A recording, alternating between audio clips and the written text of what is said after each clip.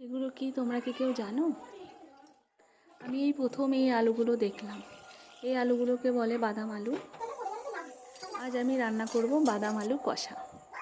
আলুগুলোকে রান্না করার জন্য খুব ভালোভাবে ধুয়ে প্রেসার কুকারে সিদ্ধ করতে দিয়েছি। এরপরে আমি কড়াই বসিয়ে কিছু জিরে, দুটো শুকনো লঙ্কা আর একটু গরম মশলা দিয়ে শুকনো খোলায় টেলে নিয়ে একটু মশলা করে নিয়েছি। রান্নাটা করার জন্য আমার যে মশলাগুলো লাগবে সেগুলো করে নিলাম। মশলাটার ভিতরে আছে আদা, রসুন, পেঁয়াজ, লঙ্কা। আমার কাছে আজকে টমেটো ছিল না, তো আজকে আমি টমেটো দিতে পারিনি। চাইলে তোমরা টমেটো দিতে পারো। আমি একটু পেঁয়াজ বেটে দিয়েছি আর একটু কুচিয়ে দিয়েছি। তোমরা চাইলে পুরোটা কুচিয়েও দিতে পারো, আবার বেটেও দিতে পারো।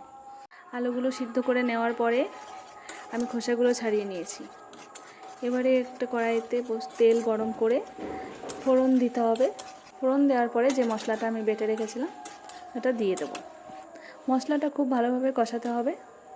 কষানোর পরে যে আলুগুলো আমি ছাড়িয়ে রেখেছিলাম সে আলুগুলো দিয়ে দিতে হবে।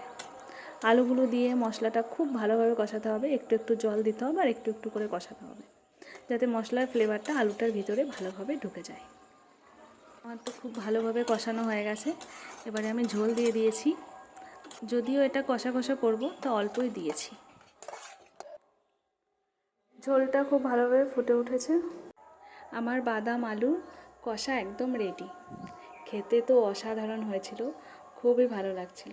তোমরাও বানিয়ে খেও।